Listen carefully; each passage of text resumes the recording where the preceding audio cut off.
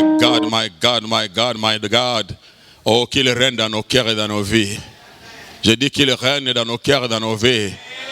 Qu'il nous fasse du bien ce matin, qu'il nous visite, qu'il nous touche, qu'il nous libère de toute emprise et que toute notre vie soit à lui. Et que ton corps soit une offrande agréable au Seigneur. Que tu passes toute ta vie sous son regard en le servant dignement. Et que tu portes le drapeau du royaume. Et que tu combattes le bon combat de la foi. Et que tu puisses achever ta course avec dignité. Parce que tu as marché dans l'obéissance et dans la soumission. God, on m'a dit sans plus tarder, nous sommes debout. Nous allons prendre nos Bibles dans Genèse chapitre 48. Nous commencerons à partir du verset 1er jusqu'au verset 6. Il est important pour nous, fils et filles de Dieu, de comprendre toujours les Écritures à la lumière du Saint-Esprit. Sinon, la Bible serait comme tout autre livre, serait comme un roman écrit par un homme intelligent. Or, la Bible, c'est vraiment la pensée de Dieu révélée. Comment comprendrons-nous alors cette pensée cachée? Cette pensée compréhensive, si Dieu lui-même ne décide pas de nous révéler ce qu'il pense.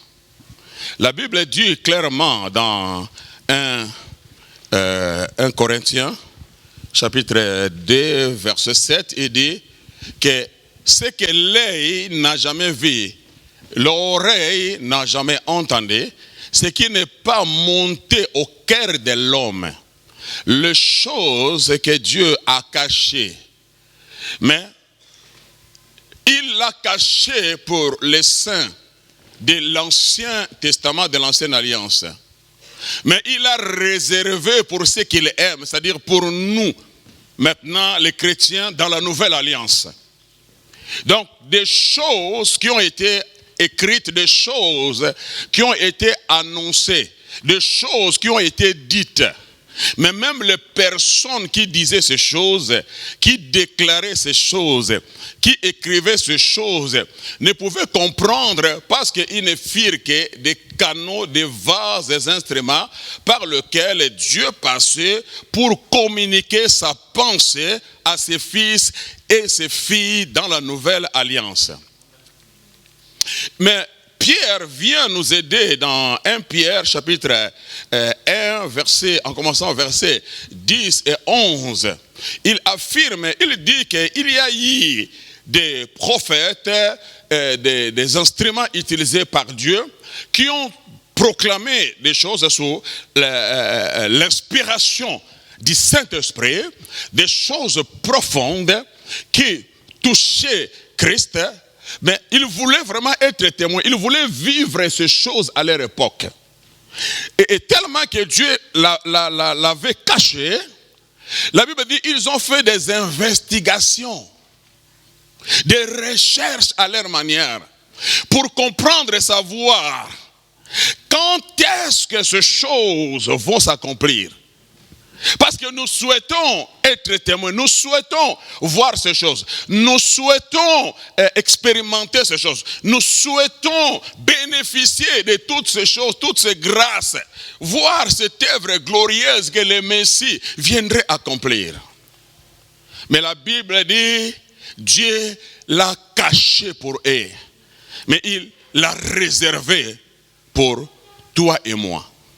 Des gens qui ont vécu dans l'Ancienne Alliance, mais ils annoncent Christ d'une manière claire. Quand vous allez dans Ésaïe chapitre 53, Ésaïe est en train de détailler 800 ans avant la naissance de Jésus. Il parle en détail de l'œuvre que Jésus-Christ viendrait accomplir, comment Christ va souffrir pour nous. Il parle même de son cimetière, son sépulcre, avant même qu'il ne soit conçu dans les seins maternels. Avec exactitude, il sera enterré parmi les riches. C'est-à-dire, à Ésaïe, en déclarant cela sans savoir, parce que cela n'était pas réservé au sein de l'Ancien Testament, qu'il parlait déjà de Joseph d'Arimathée sans mentionner son nom, mais Dieu voyait déjà qu'il y aura un disciple qui sera riche, qui aura la notoriété, et c'est lui qui va utiliser son influence afin de détacher le corps de Jésus de la médiocrité et le placer dans un endroit de sécurité. Do you understand? Et Michée donne avec exactitude la ville où Jésus va naître. Il dit, il va naître à Bethléem. Que vous le vouliez pas, que vous soyez d'accord ou pas, c'est à Bethléem, pas à Nazareth. Alors que Marie et Joseph vivaient à Nazareth. Marie grosse, 8 mois pan. Et le diable commence à dire, on a dit il va naître à Bethléem, mais vous êtes à Nazareth, hein? Tu as déjà atteint 8 mois. Do you understand? Si Marie accouche à Nazareth, c'est-à-dire que la parole de Dieu est annulée. Dieu n'est plus Dieu fidèle. You understand? Mais pendant qu'il s'approchait de son 9e mois, Dieu va bouger les choses. Ils doivent aller se recenser dans leur village natal. Do you understand what I'm saying to you? Et c'était à Bethléem. Donc quand Dieu te donne une promesse, peu importe, attends-la patiemment. Attends-la avec confiance. Attends-la avec servitude. Je dis attends-la, ne baisse pas les bras, ne désespère pas. Les situations peuvent être contraires, toutes les portes peuvent être fermées, mais il n'a pas besoin d'une porte, Jésus lui-même est la porte. Aïe, aïe, aïe, aïe. You don't understand what I'm saying to you. Et Abraham qui a vécu 2000 ans, 4000 ans, 2000 ans plutôt, avant Jésus. Abraham a vécu, Jésus n'est pas de sa génération, je parle de Jésus. Il s'appelle Jésus-Christ. Mais je parle de Jésus en tant qu'homme revêtu de la chair humaine. La gloire enveloppée, parce que personne ne peut voir la gloire et vivre. La chair humaine qui a hérité de la nature pécheresse d'Adam ne peut faire face à la gloire. Parce que la gloire de Dieu, c'est sa sainteté. C'est sa personne. Un corps du péché ne peut voir la gloire de Dieu et résister. Alors pour que cette gloire devienne habitable, vive parmi les hommes sans les tuer, il faut l'envelopper. Et c'est l'enveloppe qu'on a appelée Jésus. On l'appellera Jésus. C'est lui qui sauvera son peuple. On décrit pourquoi il est venu. Il vient pour sauver le peuple du péché. La chair s'appelle Jésus. Mais l'intérieur s'appelle Christ. Parce que l'intérieur... Aïe, aïe, aïe, aïe, aïe, aïe, aïe, aïe, aïe, aïe. Good God Almighty. L'intérieur... c'est l'esprit éternel. Christ, il est esprit éternel. Ah, you don't understand. J'ai dit Christ, c'est esprit éternel. C'est Dieu lui-même. Aïe, aïe, aïe. 1 Pierre 1:11. Laissez-moi lire. Ça va nous aider. Il y a des choses qu'on ne peut pas seulement citer comme ça. Amen. Verset 11. Il cherchait à découvrir l'époque et les circonstances indiquées par l'esprit de Christ qui était. L'esprit de Christ, parce que Christ est esprit. Amen. Il est Dieu. Ésaïe dit, on l'appellera Père éternel. Il parle de Christ. Dieu puissant. Il y a combien de dieux? Il y a un seul Dieu. C'est pourquoi quand on dit Jésus est Dieu, les gens qui ne comprennent pas les choses disent, ah, mais Jésus, comment il peut être fils, il peut être Dieu. Il faut comprendre, faire la différence entre Jésus et Christ. Je l'ai dit et je l'ai redit. Jésus était lié, attaché à la croix. Jésus, on peut l'arrêter. Est-ce que Dieu, on peut l'arrêter? C'est Jésus, homme, qu'on a arrêté à la croix. Mais Christ, qu'on peut arrêter, il sauvait. Il a sauvé un pécheur aujourd'hui. Je te libère de la puissance du péché. Tu as ton salut aujourd'hui. Tu seras avec moi. Aïe, aïe, dans le règne éternel. Mais comment expliquer quelqu'un qui est prisonnier lui-même, il n'arrive pas à se détacher? Comment il peut sauver un pécheur? Il y a la différence entre Jésus et Christ. Jésus, c'est l'homme, l'enveloppe. Christ, c'est l'Esprit éternel là qui agissait, qui opérait. Donc, il opérait depuis l'Ancien Testament. Il entrait dans les prophètes, dans les hommes, pour révéler l'œuvre que lui-même viendrait accomplir. L'Esprit de Christ était en eux. C'est pourquoi Abraham va oser dire dans Jean chapitre 8 vers le verset 54, il va dire que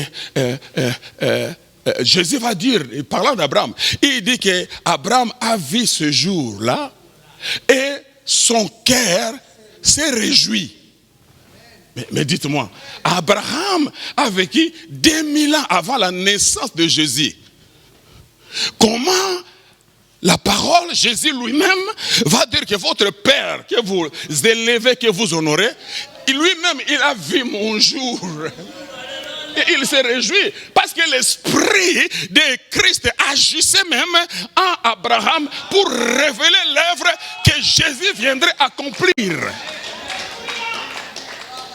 Quand il lui dit d'amener son fils au mont Moriah, il enseigne l'œuvre de la croix. En ce moment-là, Abraham joue le rôle du père. Abraham tient les couteaux et les feux, mais le fils doit porter le bois parce qu'il annonce l'œuvre de la croix. C'est Jésus qui doit porter la croix, ce n'est pas le père qui porte la croix. Le père exécute le jugement. Les couteaux que le père tient et les feux symbolisent le jugement. Ésaïe confirme que le châtiment qui nous donne la paix est tombé sur Jésus. Parce que ce n'est pas Satan qui a frappé Jésus, mais c'est le jugement de Dieu qui s'est abattu à cause de nos péchés.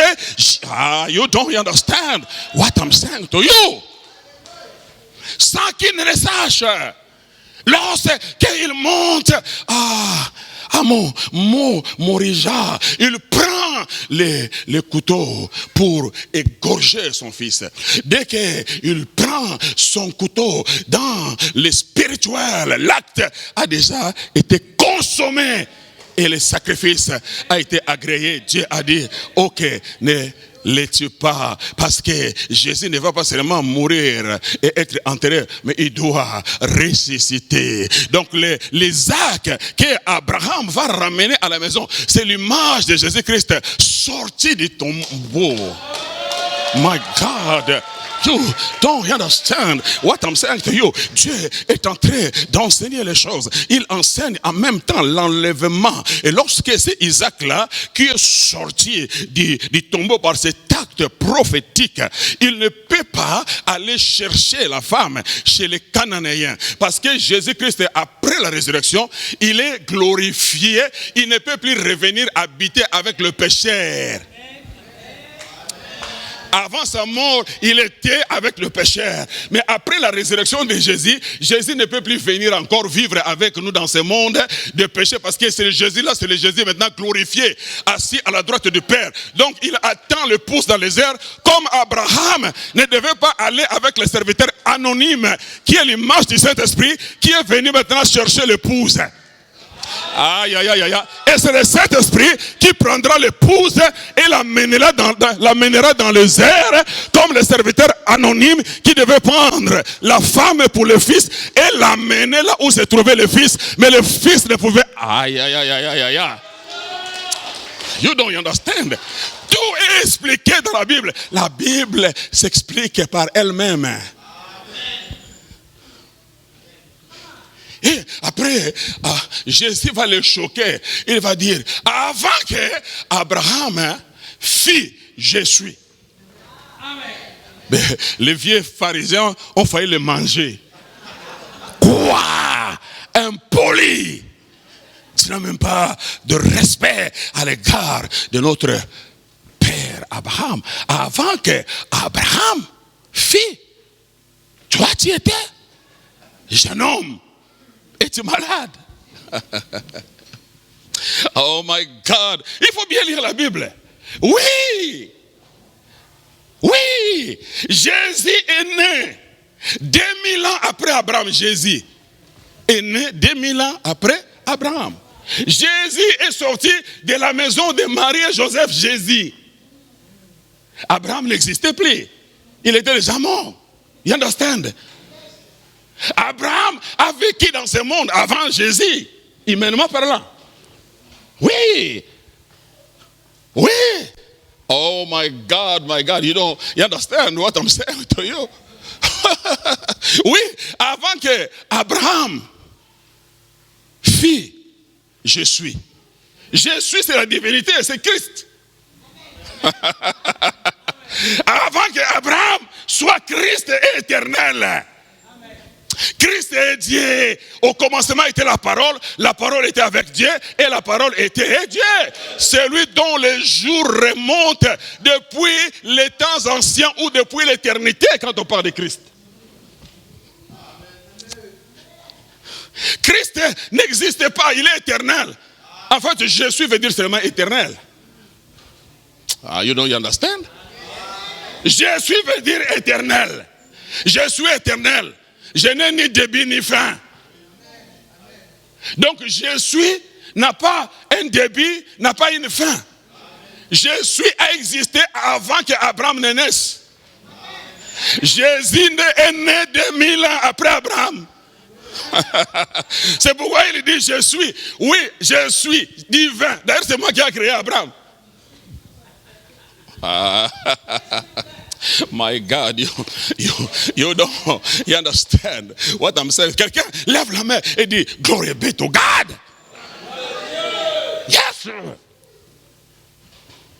C'est des choses qui étaient cachées dans l'ancienne alliance. Mais le Saint-Esprit est venu aujourd'hui pour nous révéler ces choses. C'est pourquoi Jésus va dire aux pharisiens, vous sondez les Écritures. Les Écritures ne doivent pas seulement être lues, les Écritures doivent être sondées. La médecine parle de la sonde. Hein? C'est-à-dire lorsqu'ils ont besoin de voir à l'intérieur, faire vraiment des examens approfondis. Là maintenant il faut mettre sonde. Comment on appelle ça, gars? Les trucs là qu'on met quand il y a les maux d'estomac. Fibroscopie, c'est... Hein? Pour voir comment elle... C'est ça les Écritures. C'est pas facile comme un roman. Il était à Bethléem. Amen. C'est pas ça. Il faut vraiment que tu sois illuminé par le Saint-Esprit. Tu lis, tu relis, tu relis, tu relis, tu relis, tu relis. Jusqu'à ce que le Saint-Esprit, les chandeliers, projette la lumière sur la table de proposition pour que tu voies le pain. Aïe, aïe, aïe, aïe, aïe, aïe, aïe. My God, my God. Le pain de proposition, ce n'est pas n'importe qui doit aller le voir et mettre sa main. C'est seulement les sacrificateurs. Et là où se trouvaient les tables de proposition et l'autel d'or, il y avait le chandelier qui servait à éclairer. La seule source de lumière dans les lieux saints, c'était ce chandelier-là. Il n'y a pas de fenêtre, il n'y a pas de porte. Aucune lumière extérieure ne peut pénétrer à l'intérieur. Donc vous ne pouvez comprendre la parole de Dieu avec la sagesse humaine. Ah non, tu ne m'as pas compris. J'ai dit, la seule source de lumière dans le tabernacle, dans le Saint des Saints, c'était seulement le chandelier. C'est le chandelier qui projetait la lumière. C'est-à-dire, lorsque le sacrificateur entre, c'est par la lumière du chandelier qu'il va voir où se trouve la table, où se trouve du pain. Aïe, aïe, aïe. Et le pain, c'est la parole. Aïe, aïe, aïe, aïe. Et la lumière projetée, c'est lorsque le Saint-Esprit nous illumine. Le Saint-Esprit fait tomber les écailles de nos yeux. Alors tu commences à voir les choses là que je suis en train de vous expliquer. Si le Saint-Esprit ne projette pas, tu ne peux pas comprendre ces choses. My God, help me somebody. To Jesus be the glory. Tout le monde peut parler, tout le monde peut prêcher. Mais nous sommes dans la génération des sondés. Dis à ton voisin, il faut sonder.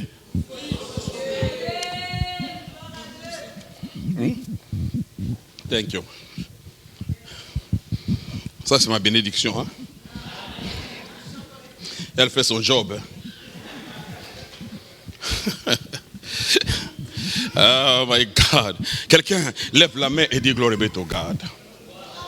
Donc, nous voyons l'amour de Dieu se manifester depuis le livre de Genèse.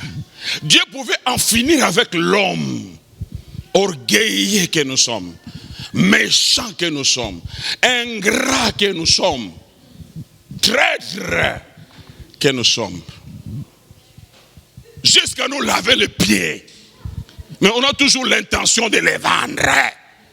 Tu laves mes pieds, mais je vais te vendre.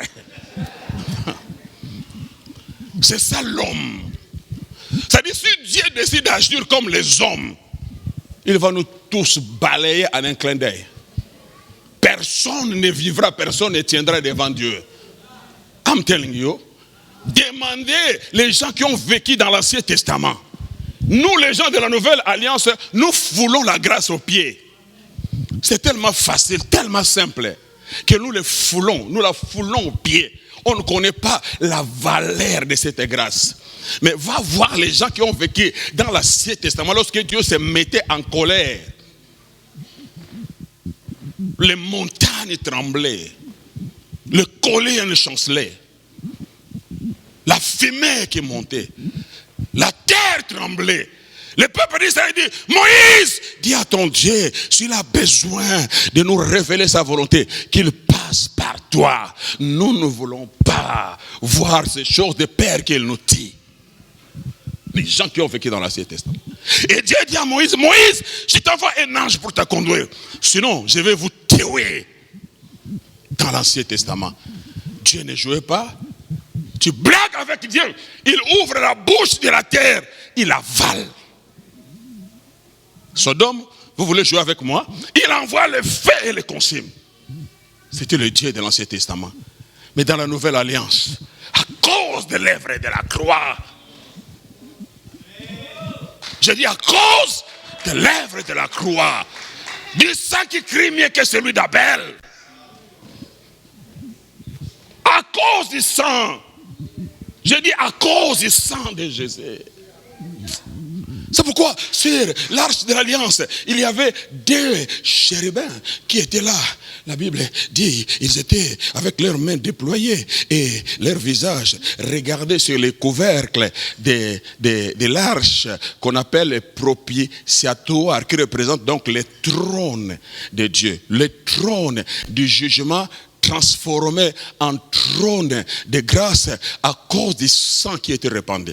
Et les chérubins étaient le protecteur des biens de Dieu.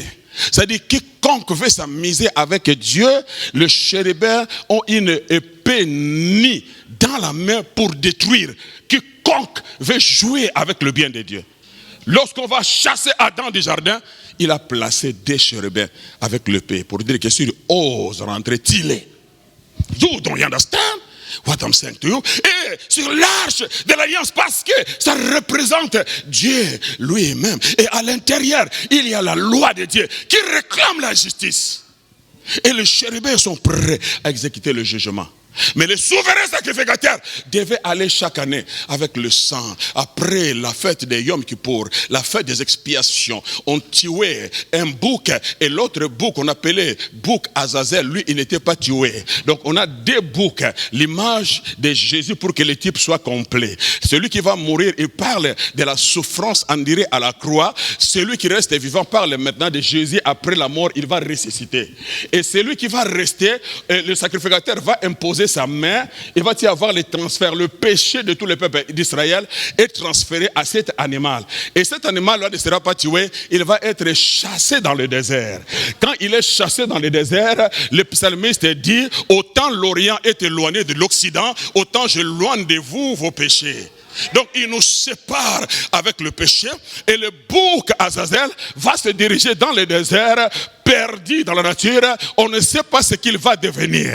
Et c'est la raison pour laquelle lorsque maintenant le véritable bouc et Azazel, Jésus est venu, il devrait aller dans le désert parce que le bouc qui se perdait dans le désert, il se réveille maintenant de la chair humaine. C'est pourquoi Jésus est sorti du désert. You don't understand what I'm saying to you pour accomplir ce type. L'amour de Dieu manifesté. La Bible s'interprète par elle-même. L'amour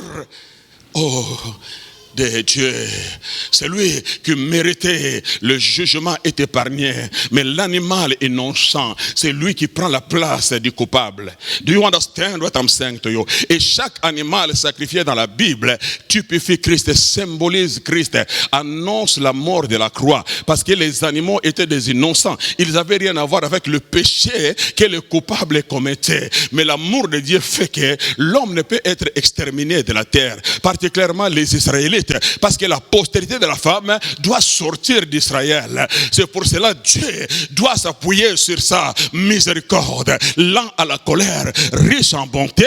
S'il était seulement lent à la colère, aucun juif n'allait vivre à la surface de la terre.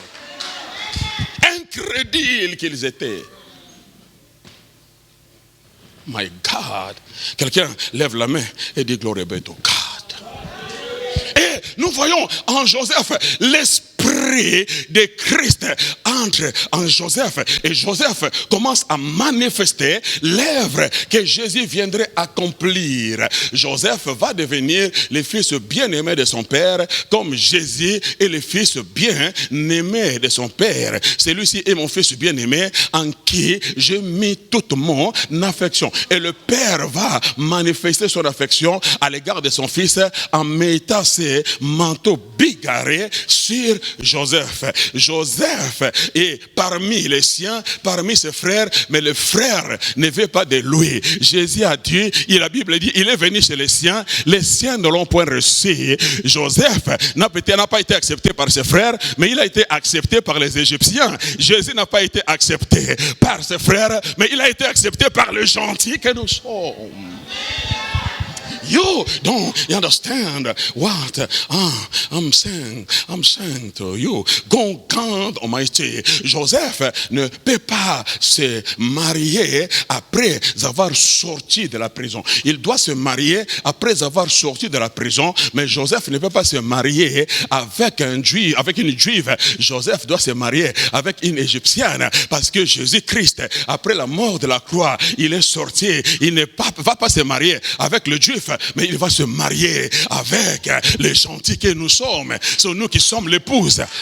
You don't understand what I'm saying to you. God Almighty. Joseph, il joue le rôle de Jésus. Jésus et le véritable bouc Azazel. Et Joseph et ses frères, la Bible dit, ils vont prendre un bouc. Ils vont tuer le bouc et il prend les manteaux que le père avait placés sur Joseph. Et ils vont le plonger dans le sang de bouc. Identification. On l'identifie avec un bouc parce qu'il joue le rôle de véritable bouc émissaire qui est Jésus par anticipation. Do you understand? C'est-à-dire c'est lui qui va souffrir. Il va anticiper. Il va précéder ses frères. C'est lui qui paiera le prix. C'est lui qui souffrira. Et après avoir souffert, lorsque les frères viendront, les frères ne souffriront pas. Les frères vont bénéficier du prix que leur frère Joseph a. My God, you don't understand what I'm saying to you. C'est ce qui s'est passé avec Jésus, le bouc émissaire. Il est allé payer le prix pour toi. My God, c'est pour cela, lorsque les frères de Joseph vont arriver avec de l'argent comme tout le monde. Nous sommes avec tout le monde, mais nous ne sommes pas comme tout le monde. Dis à ton voisin, nous sommes avec tout le monde, mais nous ne sommes pas tout le monde. Vous êtes dans le monde, mais vous n'êtes pas du monde. Vous êtes dans le monde, mais vous n'êtes pas du monde. Vous êtes une race différente. J'ai dit, vous êtes une race différente. Vous êtes une nation sainte. Vous êtes un peuple acquis. Vous êtes un sacerdoce royal, mis à part, sanctifié, marqué par Dieu. Vous parlez un autre langage. Vous vivez une autre vie. Vous représentez le royaume de Dieu sur la terre. Nous sommes différents. Dans notre royaume, l'homosexualité n'existe pas. Dans notre royaume, le lesbianisme n'existe pas. Dans notre royaume, le péché n'est pas cautionné. dans notre royaume. C'est là. Aïe, aïe, aïe, aïe. You don't understand.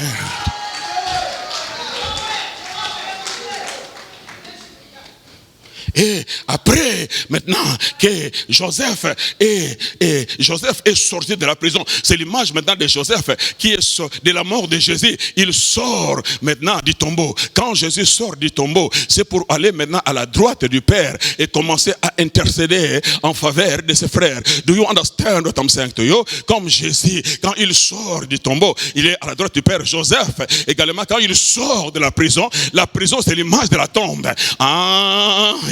Et donc Joseph, en quelque sorte, il est ressuscité. Parce que le Joseph qui était avant la prison et le Joseph après prison, ce n'est plus les mêmes, ce n'est pas la même personne. Le Joseph qui est sorti de la prison, c'est le Joseph glorifié. C'est celui qui va s'asseoir à la droite du Pharaon.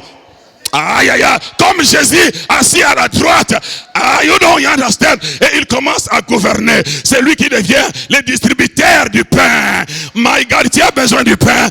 Le distributeur, le manager. His name is Joseph. His name is Jesus Christ. C'est notre manager. Il a préparé du blé.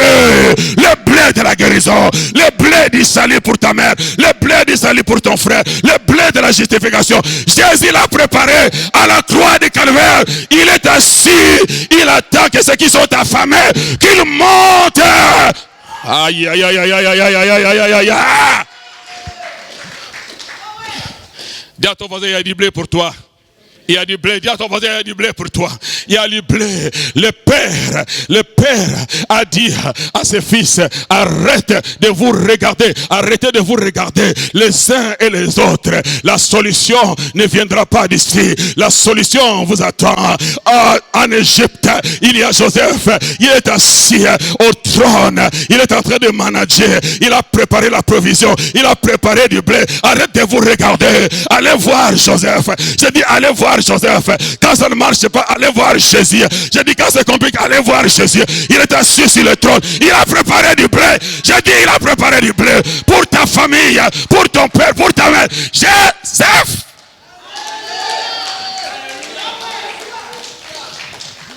What? God help me.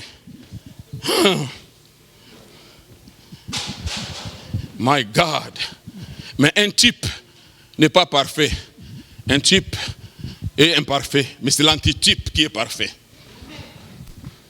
Vous voyez les gens qui jouent un rôle prophétique de Jésus, mais ils sont toujours faillibles. Parce que ce n'est qu'un nombre. Quand on voit, vous voyez mon nombre, par exemple, vous voyez mon nombre là, vous pouvez marcher sur mon nombre. Je ne sentirai pas la douleur. Mais si vous marchez sur moi, je vais pleurer. Vous voyez la différence? La différence entre l'ombre et la réalité. Donc ces gens-là, ce sont des ombres. Donc ils jouent le rôle, mais ils sont faillibles. L'agneau était une ombre. Avant que l'agneau pascal soit mis au feu, il était d'abord égorgé. Il faut que le sang qui représentait la vie coule. On ne peut pas offrir à Dieu un animal qui n'a pas versé le sang. Il faut que le sang, parce que la vie était dans le sang. Lorsque le sang coule, cela veut dire que la vie de l'animal maintenant est offerte à Dieu. Aïe, aïe, aïe, aïe, aïe. C'est ça le sang de Jésus. Le sang de Jésus, ce n'est pas poto, je ne sais pas quoi. Le sang de Jésus, c'est la vie de Jésus. You don't understand. Le sang de Jésus, c'est la vie de Jésus. La vie du premier-né. C'est pour cela en Égypte, les enfants d'Israël, l'ange de la mort ne pouvait pas entrer chez eux. Parce que la mission de l'ange de la mort, c'est de tuer tous les premiers-nés. S'il n'y a pas de sang, cela veut dire que c'est un païen. Il n'est pas sauvé, il n'a pas accepté Jésus.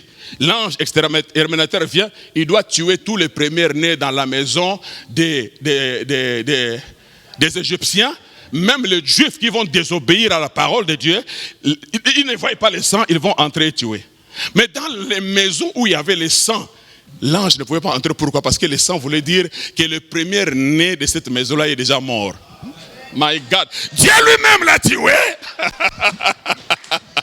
Il a a été sacrifié pour la famille. L'ange de la mort arrive avec son épée. Mais il voit, a dit, le premier-né de cette maison a été sacrifié pour cette maison. On ne peut le toucher, on ne peut le frapper. Je parle à quelqu'un en ce lieu. La raison pour laquelle le diable ne peut te frapper, le diable ne peut dominer sur toi. Parce que ton premier-né, ton est déjà mort pour toi. Et il y a le sang sur le linteau et sur le poteau de ta vie intouchable.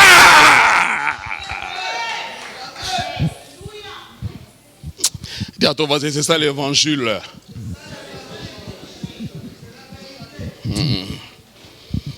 Comme aime dire pasteur Charlemagne, c'est ça l'évangile. Alors, maintenant, Joseph est glorifié et Jacob apprend la nouvelle. Et lorsque Jacob apprend la nouvelle, nous voyons maintenant, après la résurrection, commence maintenant l'évangélisation.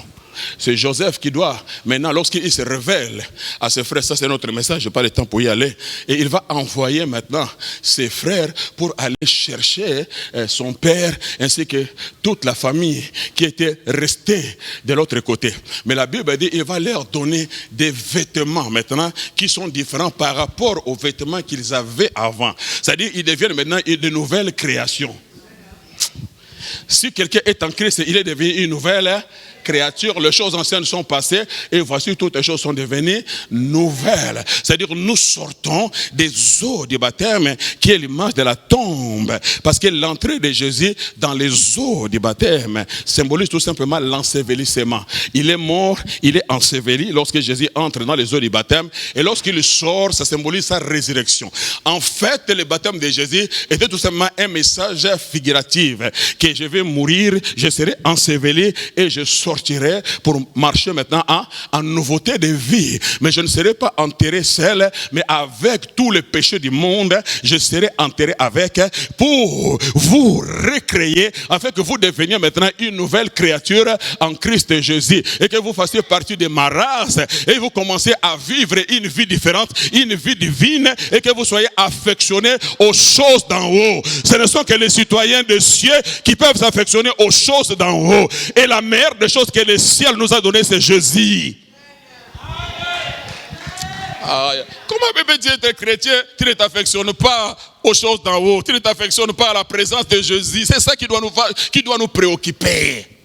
You don't understand what I'm saying to. Alors, maintenant, Joseph devient l'intercesseur comme Christ. La Bible dit, le père de Joseph, maintenant Jacob, il va jouer le rôle du père. Il descend en Égypte. Quand il descend en Égypte, 48e chapitre que nous avions lu, la Bible dit, Joseph, maintenant, va prendre ses deux fils et il va les amener vers le Père pour les introduire. Alors Jésus-Christ, Paul va dire dans le livre d'Éphésiens que nous sommes bénis de toutes sortes de bénédictions spirituelles en Christ Jésus. C'est-à-dire Christ est devenu le canal, l'instrument par lequel chaque être humain doit passer pour avoir la bénédiction de Dieu. Dieu ne nous bénit pas à cause de nous, Dieu nous bénit à cause de l'œuvre que Jésus-Christ a accompli à la croix. C'est pourquoi la Bible dit, nous sommes en Jésus et Jésus est en nous. Nous en Jésus, c'est pour aller dans la présence de Dieu. Quand nous allons dans la présence de Dieu, nous ne sentons pas le parfum de Mobejo, nous ne sentons pas le parfum de Gilbert, mais nous sentons le parfum de Jésus parce que nous sommes cachés en Jésus. Et Dieu nous voit au travers du sang de Jésus. C'est pourquoi il nous accepte dans sa présence. Do you understand? Mais maintenant, Christ est en nous, c'est pour confronter les royaumes des ténèbres et les vaincre. Pas avec notre propre force, mais par le nom puissant de Jésus. You don't understand what I'm saying to you. C'est aussi un autre message de mystère, de bras croisés entre Jacob et Ésaü. Souvenez-vous. Do you understand what I'm saying to you? Parce que Ésaü, la Bible dit, il était velu. Il était né, la Bible dit, il était né avec un manteau de poils. Do you understand? En quelque sorte, il est né couvert. Jacob est mis comme tout autre. Parce que Ésaü doit être déshabillé pour habiller son petit frère. Aïe, aïe, aïe, aïe. You don't understand what I'm saying to you. C'est l'œuvre que Jésus va accomplir. Jésus doit être déshabillé. Parce que Adam a péché, il a été déshabillé dans les jardins d'Éden. Vous vous souvenez? Et Dieu devrait prendre un animal innocent qui n'avait rien à voir, qui est tout simplement un type de Jésus. Parce qu'on ne nous donne aucun détail. Parce que c'était la révélation de Jésus-Christ lui-même qui se révèle en tant qu'animal. Parce que nous sommes dans l'Ancien Testament. Et puis on va déshabiller l'animal pour couvrir la nudité d'Adam. Aïe, aïe, aïe. Or Jésus, quand il était parti à la croix, ce que vous voyez dans le film, ce n'est pas vrai. L'histoire dit que tous les crucifiés étaient crucifiés nus. Jésus a été déshabillé pour t'habiller. My God, my God, my God. Ah, je ne parle pas de cet habit. Paul dit, 1 Corinthiens chapitre 5 verset 21, c'est lui qui n'a jamais connu le péché. Dieu l'a fait devenir péché pour nous, en fait qu'en lui nous devenions justice de Dieu. My God, you don't understand what I'm saying. I'm saying to you, tu ne peux pas accéder dans la présence du Père en ton nom, mais nous accédons à cause de l'œuvre de la croix, de ce que Christ a fait pour nous. C'est ça qui nous donne accès à la présence du Père. Jacob ne peut jamais être accepté dans la maison de Ésaü, ne peut être jamais accepté dans la présence de son père, parce que dans la présence du père, la porte est ouverte pour Ésaü. Les grands frères, c'est les grands frères qui est apprêté pour recevoir l'héritage. Do you understand what I'm saying to you? Mais parce que c'est l'œuvre de Jésus-Christ, les grands frères qui méritent le manteau patriarcal, la bénédiction, il va être dépouillé. You don't understand? Il a été dépouillé. Aïe, aïe, aïe, aïe. Malgré la risque que la mère a utilisée, même si la mère n'avait pas fait ça, c'était le projet, c'était le plan de Dieu. Il a dit le plus petit dominera sur le plus grand. Ah, you don't understand what I'm saying? Parce que c'est le mystère de Christ. Le plus grand sera assujetti par le plus petit. La bénédiction du plus grand ira vers le plus petit. Et la part du plus petit, c'est ce que le grand va apporter. Ah, c'est l'image de la croix. Aïe, aïe, aïe, aïe, aïe. Et lorsque la mère qui a eu la révélation, qui est le symbole de la grâce, parce que Jacob ne va rien faire pour entrer dans la présence du Père, c'est la mère qui va tout faire. Nous sommes sauvés par grâce, nous n'avons rien fait, tu n'es pas mort pour ton salut, c'est Jésus qui est mort, ça c'est l'œuvre de la grâce, c'est la grâce qui a préparé pour toi. Do you understand? Comme la mère a préparé pour son fils, quand le fils va dire, mais si le Père découvre, il va me maudire, et il dit que la malédiction tombe sur moi. My God, là où le péché a abondé, la grâce a surabondé pour ton salut. Voilà le prix qui a été payé. Maintenant, Jacob va aller dans la présence du Père, pas en son nom. La mère va prendre les vêtements d'Ésaü, il va l'habiller avec les vêtements d'Ésaü. Parce qu'on ne peut pas entrer dans la présence du Père sans avoir le vêtement d'Ésaü qui représente la justice de Christ, l'œuvre de Christ. Ensuite, tu n'es pas revêtu. Jésus n'est pas revêtu avec la justice de Christ, tu ne peux accéder à la présence du Père. Donc quand Almighty, et le Père, la Bible dit, ses yeux s'est affaibli sciemment. J'ai dit sciemment pour qu'il ne voie pas le péché de l'homme. Il dit, je reconnais la voix. La voix, c'est la voix de Jacob. Donc c'était déjà une bonne raison pour que Jacob ne puisse pas recevoir la bénédiction. Ah, mais le prix avait déjà été payé. L'animal était déjà tué. L'animal l'a représenté Christ. Le péché de Jacob avait déjà été effacé. Jacob ne va pas entrer en son propre nom. Il doit aller au nom d'Ésaü. My God, qui représente les grands frères, qui représente Christ. Et lorsqu'il entre, le Père dit, approche-toi parce que je vais sentir l'odeur d'Ésaü, ton grand frère. C'est l'odeur d'Ésaü, ton grand frère, qui me permet de t'accueillir. Je dis, c'est l'odeur d'Ésaü, ton grand frère Jésus, qui va permettre au Père Céleste de te recevoir, de t'accueillir dans sa présence. Bon, je dois terminer. je dois finir alors. Alors, la Bible dit, maintenant, Joseph doit amener ses fils dans la présence du Père. Comme Jésus aujourd'hui, c'est lui qui est le médiateur entre nous et le Père. Tu ne peux accéder en ton nom, mais à cause de son œuvre rédemptrice, que nous allons dans la présence du Père. Il est assis à la droite du Père. La Bible dit, il est devenu notre avocat en tant que souverain sacrificateur. Oh, le souverain sacrificateur représentait le peuple, la nation d'Israël devant Dieu. Il portait sur leur thorax les 12 noms des tribus d'Israël. Les thorax qui représentent le cœur. Jésus nous porte dans son cœur. Et sur les épaules, les 6 noms de chaque tribu, la responsabilité de Paul. Il avait la responsabilité de porter ce peuple en tant qu'intercesseur sous le regard de Dieu. Do you understand what I'm saying to you? Et c'est ce que Jésus fait aujourd'hui à cause de sa mort expiatoire. Il est en train d'intercéder en notre faveur auprès du Père, pas à cause de tes mérites, pas à cause de tes bonnes œuvres, mais à cause de l'œuvre accomplie à la croix, à cause de son sang qui crie mieux que celui d'Abel. God Almighty, que les églises des cieux peuvent s'ouvrir sur ta tête et que tu reçoives la bénédiction.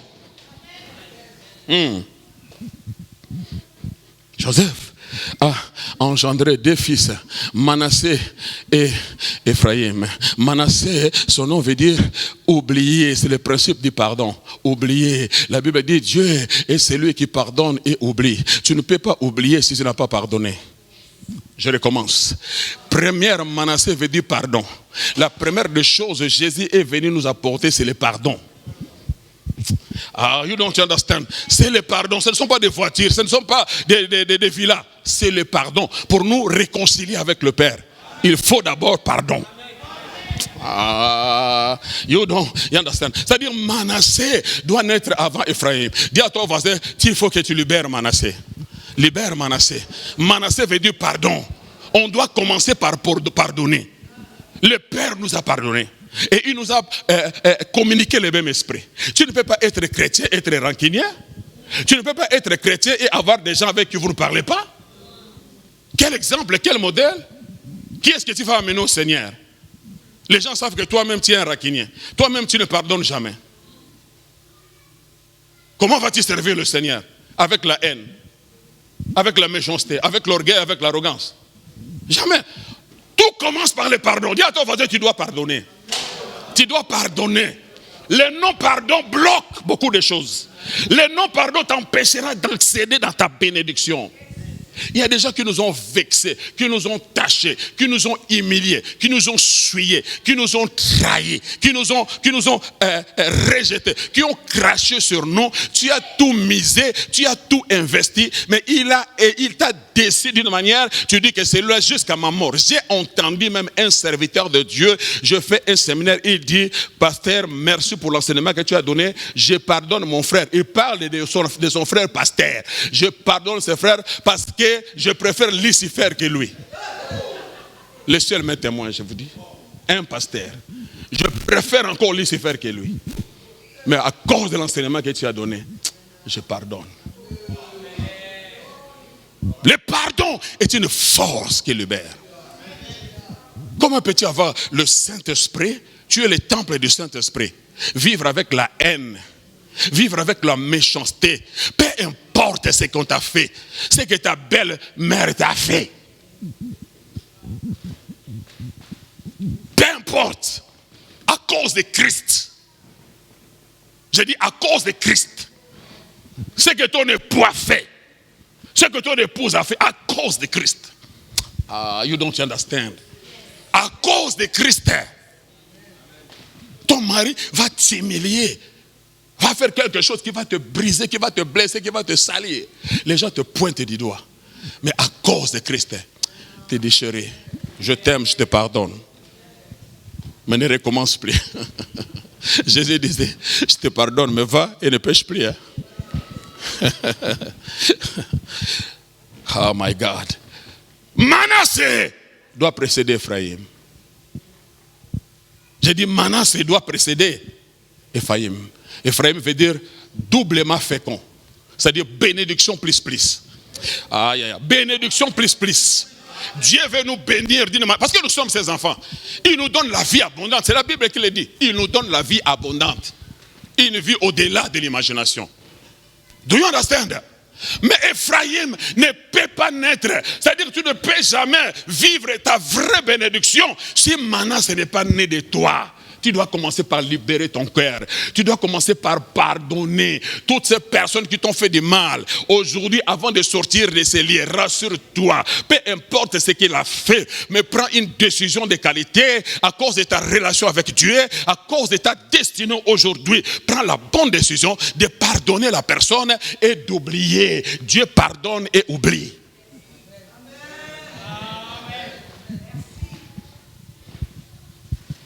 Je croyais que quelqu'un allait dire Amen.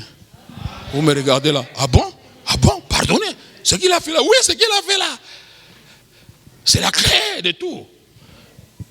Joseph lui-même avait pardonné ses frères. Ses frères ont dit, waouh, comme le père est mort, il va nous tuer. Et il dit, ah, c'est pour vous sauver la vie que je suis arrivé ici. Vous avez voulu me faire du mal. Dieu a changé le mal en bien. Je ne vais pas vous faire du mal. Je vous ai déjà pardonné.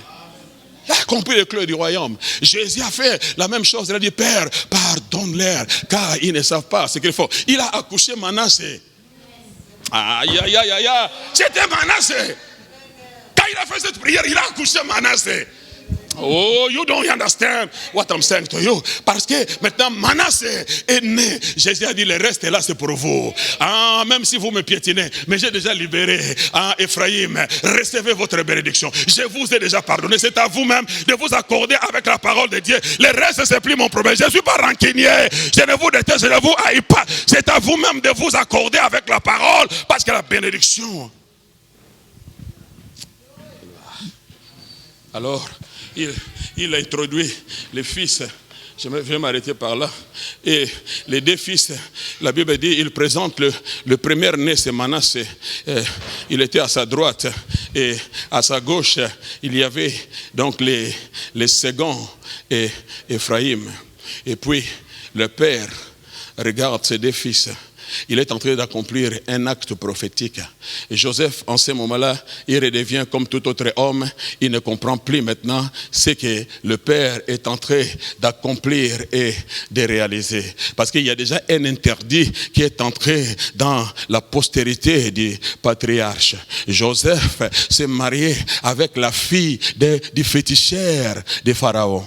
C'était la fille de Potiphera. Féticheur de Pharaon. Pharaon n'était pas si bête. Il dit, je vais donner mon royaume à un étranger sans rien faire. Non, système. Je te donne le royaume, mais infiltré. La fille de mon féticheur, elle est en train de veiller sur toi, voir si tu vas me faire un coup d'état. C'est ça. Et selon les historiens, ils ont dit que les fils de Joseph normalement devraient succéder à Potiphera. Ils devraient hériter cet héritage-là, satanique, démoniaque. Vous vous imaginez? Dans la lignée de Jacob, avoir des marabouts. Alors, prophétiquement, le Père, quand il arrive, il doit accomplir l'œuvre de la rédemption. Il doit les racheter. Oh, il peut y avoir rédemption sans la croix. My God, you don't understand what I'm saying. Il doit renverser la malédiction qui pèse sur eux. Déchirer les ordonnances qui ont été signées, qui les réclamaient, qui les déclaraient, que vous finirez des féticheurs, vous finirez des esclaves. Il doit les déchirer, mais il faut qu'il y ait croix. Sans la croix, l'homme ne peut être racheté. Nous sommes dans l'Ancien Testament. Il n'y a pas moyen d'ériger la croix. À plusieurs reprises, Dieu a essayé de fabriquer la croix justement pour que sa pensée soit satisfaite. Quand ils étaient mordus par le serpent de rein, il va dire à Moïse, prends comment on appelle ça, la verge, hein? tu prends la verge et tu attaches le serpent de bronze. Et quiconque regardera le serpent de bronze sera libéré de la morsure du serpent. C'était la croix. Parce que nous sommes dans l'Ancien Testament. Les serpents, c'est l'image des démons. Les démons ont piqué les enfants d'Israël. Oh, pour chasser les démons, il faut le nom de Jésus. Nous sommes dans l'Ancien Testament. Le nom de Jésus ne leur a pas été donné. Comment on va faire? Il faut fabriquer la croix par anticipation. Et Jésus dit que c'était moi. De la même façon, Moïse a élevé le serpent des reins. Il faut que le Fils de l'homme soit élevé à la croix, afin que quiconque croit en lui ne périsse pas, mais qu'il ait la vie éternelle. C'était l'œuvre de la croix. My God, you know, you understand? C'est toute la Bible qui en parle. Alors Joseph, il va venir, et Joseph là, il observe son père. Il est sûr que selon la loi, le fils aîné doit hériter la bénédiction, l'héritage de la famille. Parce qu'il dit, comprenez-moi bien, ces deux fils ici, je les adopte. Hein? Je les adopte. La Bible dit nous sommes adoptés dans la famille de Dieu. Aïe aïe aïe, aïe aïe aïe aïe aïe aïe aïe. Ouités en grec, ça veut dire avoir les mêmes droits légitimes le même droit que le fils légitime. C'est ça, adopter. Donc Joseph va les adopter, les déconnecter de Joseph, parce que Joseph est lié à la fille de Potiphera. Maintenant, si moi je les adopte, cela veut dire qu'ils ne sont plus fils de Joseph. La malédiction. My God, I feel the Holy Ghost in this place. C'est ce qui s'est passé avec toi. Jésus est venu te détacher de la famille de Maman Luvumbu. Aïe, aïe, aïe, aïe, aïe, aïe. My God, il dit, je vais maintenant t'incorporer dans ma famille. Je te détache de la famille de Maman Mansanga. Je t'ai incorporé dans ma famille. Toute la malédiction qui était destinée à Maman Mansanga, à Papa Petolo, toi tu en feras pas partie. Tu es attaché à moi. Tu es de ma race. Tu es de ma génération. Ma bénédiction sera ta bénédiction. Mon héritage sera ton héritage. Ma réussite sera ta réussite. Quiconque osera te toucher, j'ai ma note. My God, I feel the Holy Ghost.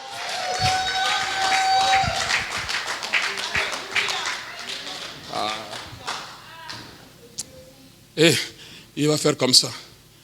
Il prend la main droite. Il va mettre sur le plus petit. Donc la bénédiction qui est le plus grand mérite l'image de notre frère aîné. La Bible dit il est le premier-né de la nouvelle création. Jésus, c'est lui le premier-né. Mais la bénédiction qui est le premier-né mérite. Le Père va prendre sa main et le met sur le plus petit, que nous sommes désespérés, perdus, liés, attachés. Notre âme était réclamée sous l'emprise de Potiphera, l'image de Satan, qui nous a réduits à la servitude. Pas moyen de s'échapper. Il faut que seul le ciel puisse intervenir. L'homme pécheur ne peut monter vers la divinité. Il faut seulement que la divinité descende vers l'homme. Et il l'a fait. Celui qui était égal à Dieu, il n'a pas regardé son égalité comme une proie arrachée. Il s'est humilié jusqu'à sa simple expression pour venir régler ces problèmes du péché. My God, my God. Et le Père va faire comme ça la bénédiction du plus petit et du plus grand. Il le met sur le plus petit. Et ce qui était réservé au plus petit, il va le mettre dans les comptes du plus grand. Qu'est-ce que nous avons là? My God. You understand? C'était le transfert. Dis à ton voisin transfert. Dis à ton voisin transfert. Transfert. Il a pris ta maladie. Il a mis dans le compte de Jésus. Il a pris la guérison. Il a mis dans ton compte. Il a pris ta condamnation. Il a mis dans le compte de Jésus. Il a pris la justification. Il a mis dans ton compte. Il a pris la mort. Il a mis dans le compte de Jésus. Il il a pris la vie éternelle, il a mis dans ton compte. Il a pris l'asthme, il a placé en Jésus, et il a pris la guérison, il a mis dans ton compte. Il a pris les AVC, il a mis dans le compte de Jésus, et il a pris la guérison, il a mis dans ton compte. Il a pris la malédiction, il a mis dans le compte de Jésus, et il a pris la bénédiction, il a mis dans ton compte. Il a pris la pauvreté, il a mis dans le compte de Jésus, et il a pris la prospérité, il a mis dans ton compte. Il a pris le péché, il a mis dans le compte de Jésus, et il a pris la justification, il a mis dans ton compte. Il a pris la tristesse, il a mis dans le compte de Jésus, et il a pris la joie, il a mis dans ton compte. J'ai dit il a mis dans ton compte. J'ai dit il a mis dans ton compte. J'ai dit il a mis dans ton compte. J'ai dit il a mis dans ton compte. J'ai dit il a mis dans ton compte. Il y a une échange. J'ai dit il y a l'échange. J'ai dit il y a l'échange. Dans ton compte, il y a les vertus de Jésus. Dans ton compte, il y a les bénéfices de Jésus. Il y a ton compte. Tout ce qui est à Jésus a été mis dans ton compte. Ce qui était dans ton compte a été mis dans le compte de Jésus. J'ai dit a été mis dans le compte de Jésus.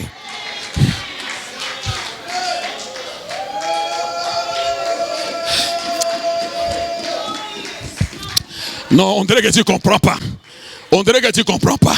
Ce qui était dans ton compte, cette maladie-là, qui a été mise dans ton compte, cette malédiction-là, qui a été mise dans ton compte, cette misère-là, qui a été mise dans ton compte, le Père a dit non, il enlève de ton compte, il le met dans le compte de Jésus. Il prend le bienfait de Jésus, il le met dans ton compte. Il prend la vie de Jésus, il le met dans ton compte. Il prend la vie de pureté, il le met dans ton compte. Il prend la vie de sainteté, il le met dans...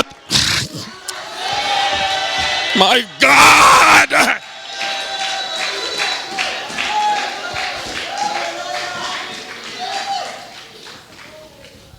Donc ce que tu acceptes là,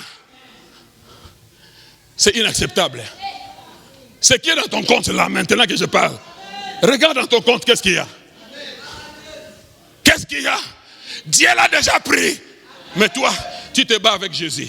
Ah non, non, non, excuse-moi. Ah non, non, non. Ah non, non, non, non. Ah non. Si je suis guéri, j'aurais pris des allocations. Oui, on a vu une sœur comme ça. On t'a dit, frère, ma sœur, tu crois que Dieu peut te guérir? Oui. Tu veux qu'on prie pour toi? Ah non, non, non. J'aurais pris mes allocations. Hein? Laissez-moi dans mon état là. C'est-à-dire, tu dois être révolté, révolutionnaire. Tu dois être révolté, révolutionnaire. Qu'est-ce qu'il y a dans ton compte maintenant que tu es là? Qu'est-ce qu'il y a dans ton compte? Si ce ne sont pas les vertus de Jésus, sache-le que cela ne doit pas y être. Il faut que tu le refuses maintenant. J'ai dit, il faut que tu le refuses. Retour à l'expéditeur. La Bible dit, celui qui creuse une fosse finira par y tomber. Il a commis une bêtise, le diable. Ne sachant pas, il était en train de creuser une fosse. Aujourd'hui, c'est lui qui doit tomber dans cette fosse-là. Toi, dans ton compte, il doit y avoir que le vertu de Jésus. Que la vie de Jésus dans ton compte. Sois révolté. Comprends ton identité. Et aujourd'hui, commence à dire cela, réclamer cela. Qu'il y a eu échange à la croix. Il faut que le diable l'entende. C'est pourquoi la Bible dit que les rachetés disent. Les rachetés doivent parler. Les rachetés doivent confesser. Les rachetés doivent déclarer. Les rachetés doivent refuser. Refuse la maladie. Dis ça, pas ici. Pas ici, pas ici. Ici, ce sont les vertus de Jésus. Ici, c'est la vie éternelle. Ici, c'est l'adoration. Ici, c'est la réjouissance. Ici, c'est la gloire de Dieu. Ici, c'est la vie de sainteté. Ici, c'est la vie de pureté. Ici, c'est la vie de Jésus. Ici, c'est l'amour. Ici, c'est le pardon. Ici, c'est l'humilité. Ici, c'est la gloire. Ici, c'est Jésus. Ici, c'est Jésus. Ici, c'est Jésus. Ici, c'est Jésus. Nous allons nous lever. Nous allons nous lever. Et tu dois parler. Que les rachetés disent. Tu dois parler. Tu dois faire sortir toutes ces choses qui sont là en infraction. Qui sont là par risque de l'ennemi. Parce qu'il croyait que tu ne connaissais pas la vérité. Il est venu s'installer.